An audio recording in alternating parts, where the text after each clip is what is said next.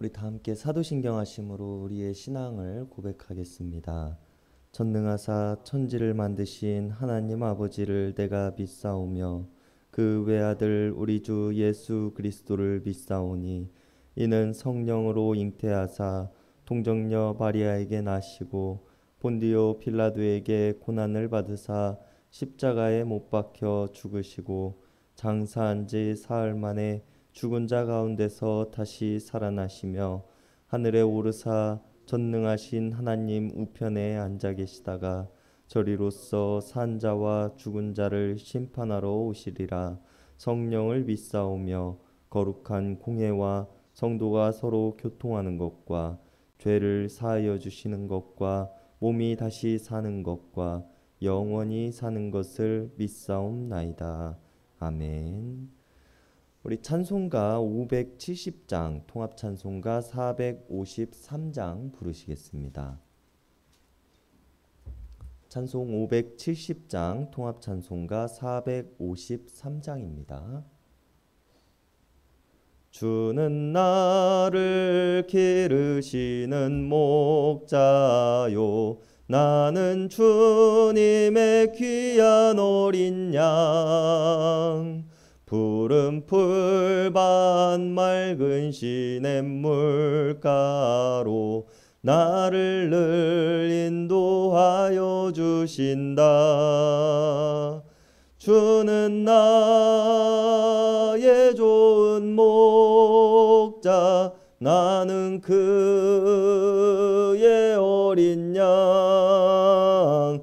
저를 따라 꼴을 먹여주시니 내게 부족함 전혀 없소라. 예쁜 새들 노래하는 아침과 노을 비끼는 고운 왕오네. 사랑하는 나의 목자 음성이 나를 언제나 불러주신다. 주는 나의 좋은 목자, 나는 그의 어린 양. 저를 따라 꼴을 먹여주시니 내게 부족함 전혀 없어라. 못된 짐승 나를 애치 못하고 거친 비바람 상치 못하리. 나의 손을 펼치사 나를 주야로 지켜주신다. 주는 나의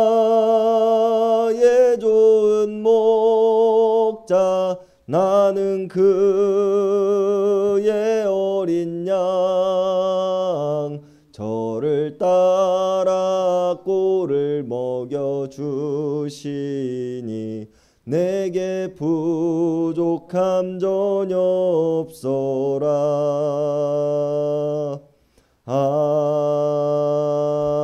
아멘. 오늘 우리에게 주시는 하나님의 말씀은 출애굽기 12장 37절에서 51절까지의 말씀입니다. 출애굽기 12장 37절에서 51절까지의 말씀입니다. 우리 한 절씩 교독하시겠습니다.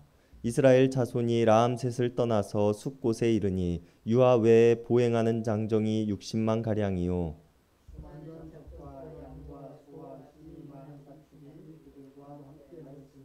그들이 애굽으로부터 가지고 나온 발교되지 못한 반죽으로 무교병을 구웠으니 이는 그들이 애굽에서 쫓겨남으로 지체할 수 없었음이며 아무 양식도 준비하지 못하였음이었더라. 430년이 끝나는 날에 여호와의 군대가 다 애굽 땅에서 나왔은즉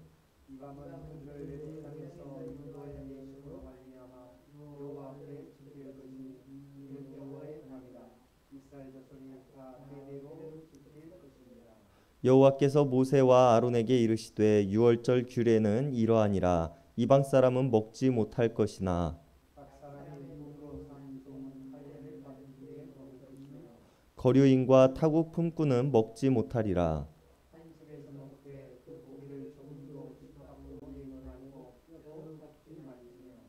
이스라엘 회중이 다 이것을 지킬지니라.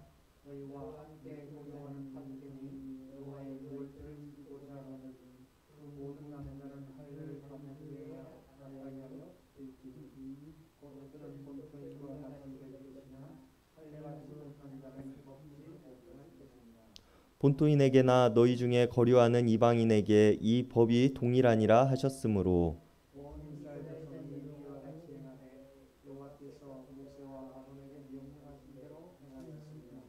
다 같이 읽으시겠습니다. 바로 그날에 여호와께서 이스라엘 자손을 그 무리대로 애굽 땅에서 인도하여 내셨더라. 아멘. 결국 자신의 패배를 인정한 바로는 이스라엘 사람들을 놓아주게 되었으며 그들이 애굽 땅을 떠나 자신들이 가고자 하는 곳으로 가도록 하였습니다. 오늘 본문의 이전 31절과 32절을 보면 바로는 모세와 아론을 불러 너희와 이스라엘 자손은 내게로부터 떠나 너희의 말대로 가서 여호와를 섬길 것이며 나갈 때에 너희 양과 소도 가지고 떠나라고 이야기를 합니다. 모든 이스라엘 사람이 애굽을 떠나게 될 것이며 가축들마저도 하나도 빠짐없이 애굽 땅에서 나오게 될 것이라고 하신 하나님의 말씀이 이루어지신 것입니다. 그리고 오늘 본문은 애굽 땅을 떠나 하나님께서 예비하신 가나안 땅으로 향하는 이스라엘의 모습을 우리들에게 보여줍니다. 오늘 본문의 시작은 이스라엘 사람들이 라암셋을 떠나 숫곳에 이르렀으며 유아를 제외한 장정이 60만 가량이었다고 이야기를 합니다. 어마어마한 사람들의 대이동이 시작되어진 것입니다. 그러나 이뿐만이 아니라 수많은 잡족과 양과 소와 가축이 그들과 함께하였다고 이야기를 하는데요. 이러한 많은 사람과 가축의 대이동을 하나님께서는 실현시키셨으며 하나님께서 약속하신 대로 이들은 가나안 땅으로 향하게 되었습니다. 이스라엘 사람들은 자신들의 조상 야곱과 요셉으로부터 시작된 430년의 애굽에서의 생활을 뒤로 한 채 애굽 땅을 나오게 되었으며 그들은 애굽 땅에서 쫓겨나다시피 급하게 나왔기에 먹거리를 장만할 여유도 없이 애굽 땅을 나오게 됩니다. 그들은 대충 가지고 나온 누룩을 넣지 않은 빵을 구워 먹어야 했으며 어린아이와 가축까지 모두 데리고 가나안까지의 광야의 길을 가기에는 험난한 여정이 되었을 것은 분명한 사실입니다. 그러나 오늘 본문 41절은 이렇게 애굽 땅을 나서는 이스라엘 사람들을 여호와의 군대라고 표현합니다. 군대라는 것은 무엇을 의미합니까? 강인함과 굳건함을 상징하는 모습을 가지고 있는 것이 군대입니다.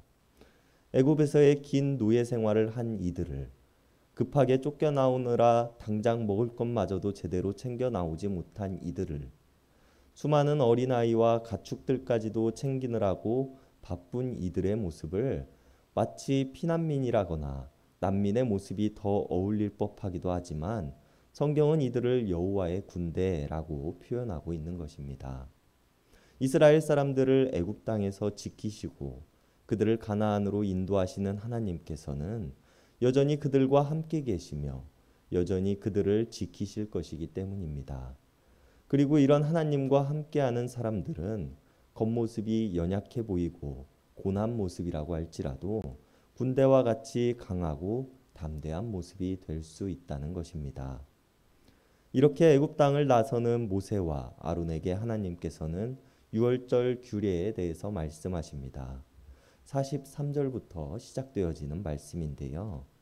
유월절 음식을 먹는 방법과 유월절 음식을 먹을 수 있는 사람, 그렇지 못한 사람들에 대해서 하나님께서는 말씀해 주십니다. 43절의 말씀을 보면 이방 사람들은 먹지 못할 것이다 라고 말씀하시며 유월절 음식을 먹을 수 있는 사람은 오직 이스라엘 사람들 뿐이라고 말씀하십니다.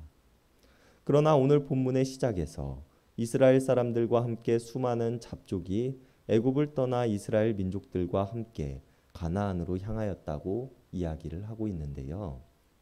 이스라엘 민족들이 출애굽을 하는 시기에 그들 사이에는 또 다른 많은 민족들도 섞여 있었습니다. 이스라엘 민족들과 함께 생활하던 사람들이었으며 이스라엘 민족들이 가고자 하는 가나안 땅으로 함께 향하던 사람들이었습니다. 그러나 이 수많은 이방인들은 이스라엘 민족들과 함께 살아가던 사람들이었음에도 불구하고 단지 이스라엘 민족이 아니라는 이유로 유월절 규례를 함께하지 못하며 유월절 음식을 함께 나눌 수 없는 것이었을까요? 이 이야기를 하기에 앞서 오늘 본문에서 수많은 잡족이라고 표현되고 있는 이방인들의 정체를 먼저 생각해 보았으면 좋겠습니다. 이들을 소개하고 있는 오늘 본문 44절과 45절은 이들이 이스라엘 사람들이 돈으로 산 종, 거류인과 타국의 품꾼들이라고 말합니다. 돈으로 산 종은 이방인의 모습이지만 이스라엘 사람들의 종으로 평생을 이스라엘 민족들과 함께 살아가야 할 사람들이었습니다. 또한 오늘 거류인이라고 소개하고 있는 사람들은 임시로 거주하는 타국인들을 일컬어 말하고 있으며 이들은 외국인임에도 불구하고 이스라엘 민족들 속에 섞여서 살아가던 사람들이었습니다. 그리고 그들이 왜 자신들의 민족들을 두고 이스라엘 민족들 사이에 섞여서 살았는가에 대해서 우리는 생각해 보아야 하는데 전쟁이나 다른 여러 가지 요인들로 인해 자신들의 부족이 사라졌거나 자신들의 민족들이 사라졌을 가능성이 매우 높은 사람들이었습니다. 오갈 곳이 없는 사람들이었으며 그들이 생존할 수 있는 방법은 다른 민족들 사이로 들어가 함께 살아가는 방법뿐이었습니다. 그리고 타국의 품꾼들은 돈을 벌기 위해 이스라엘 사람들 속으로 들어온 사람들이었으며 지금의 외국인 노동자와 비슷한 형태의 사람들이었습니다. 그리고 이들은 사회적 약자의 모습을 하고 있다는 공통점이 있습니다. 이처럼 이스라엘 사람들에게만 허용되어진 유월절 음식을 나누는 것은 그들 사이에 끼어 살아가고 있는 이방인들에게 있어서는 불가능한 것이었습니다. 그러나 오늘 본문 48절에서 하나님께서는 할례를 받음을 통하여 이방인들이 본토인들과 같이 될 것이라고 말씀하십니다. 그들이 태어난 태생으로 정하신 것도 아니시며 그들이 가지고 있는 지위나 재력을 통해 그들을 본토인들과 같이 될 것이라고 이야기하고 계시지 않는 것입니다. 단지 이스라엘의 모든 남성들이 할례를 받는 것처럼 그들 또한 할례만 받으면 본토인과 같이 될 것이라고 이야기를 하고 계시는 것입니다. 그렇다면 우리는 할례가 어떠한 특별한 능력이 있거나 효험이 있어서 받으라고 하시는 것이 아니었습니다. 하나님께서는 처음 아브라함에게 할례를 받으라고 말씀하시는 창세기 17장의 본문은 할례가 언약의 표징이라고 말씀을 하십니다. 하나님께서 아브라함에게 복을 주시겠다 약속하시고 내가 하나님의 말씀을 믿습니다라고 언약한 증표가 된다는 것입니다. 그것이 단순히 아브라함의 후손 이스라엘 민족들뿐만 아니라 오늘 출애굽기의 말씀에서 이방인들이라도 누구든 이러하신 하나님의 말씀을 믿고 할례를 받는다면 하나님께서는 그들을 이스라엘 민족들과 동등하게 여기시겠다고 말씀하시는 것입니다. 동등하다는 것은 이스라엘 사람들에게 복을 먼저 주시고 그 다음에 이방인들에게 복을 주시겠다는 것이 아닙니다. 이스라엘 사람들에게 더 큰 복을 주시며 이방인들에게는 그것보다 조금 못 미치는 복을 주시겠다는 뜻도 아닙니다. 완벽하게 똑같은 대우와 똑같은 은혜를 주시겠다고 말씀하고 계시는 것입니다. 하나님의 언약을 믿는 사람들 앞에서 그의 출생과 지위에 상관없이 모두가 다 같은 복을 누리게 될 것이라고 이야기를 하고 계시는 것입니다. 하나님께서는 이스라엘 백성들을 언약의 대상으로 삼으셨습니다. 그러나 오늘 할례를 받음으로 하나님과의 언약을 맺고자 하는 사람은 그가 누구라도 같은 복을 주시겠다고 말씀하십니다. 하나님께서 나를 구원하셨음을 믿고 신뢰한다면 그 누구라도 하나님의 잔치에 참여할 수 있다는 것입니다.